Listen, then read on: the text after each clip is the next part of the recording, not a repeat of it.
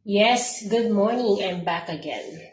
So, papakita ko lang sa inyo, ito yung order ko from China na na-receive ko last year. So, I ordered around, I think, 80 plus, 85 pieces of different kinds of portable fan. But my issue from this is halos lahat ng packaging niya is really not presentable. However, yung mga customer ko naman, wala namang nagsasabi sa akin na hindi gumagana. But really, the packaging, hindi siya maganda.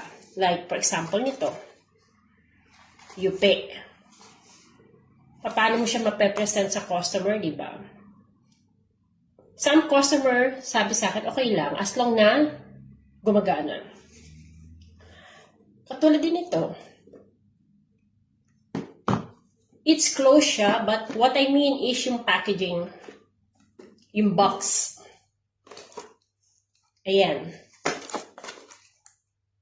So this one, na-ship to through ship.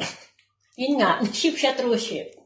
So it takes like around 40 days sa barko. Okay?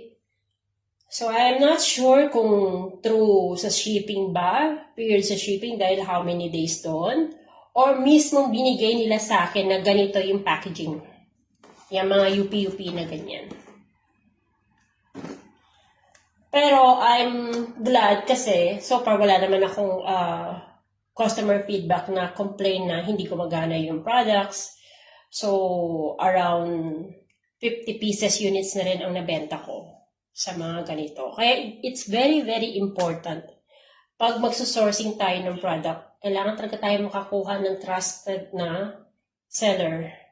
I mean, trusted na supplier na pagkukuhanan.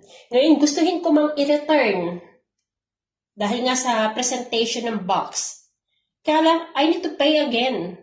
I need to pay again para maibalik ko sa China itong mga produkto, which is hindi naman na-advisable yon. Hindi na profitable para sa akin. So, ito lang, sinashare ko lang sa inyo, at least maging aware kayo, maging more resourceful kayo sa paano pagkuha ng product, kung paano mag-check ng mga supplier na pwede nyo i-deal. So, that's it for today. And kung sakali pala na may magustuhan kayo dito, I'm selling it for 35 dirhams.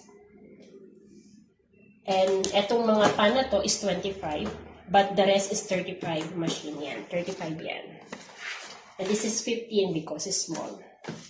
That's it, guys. Thank you so much.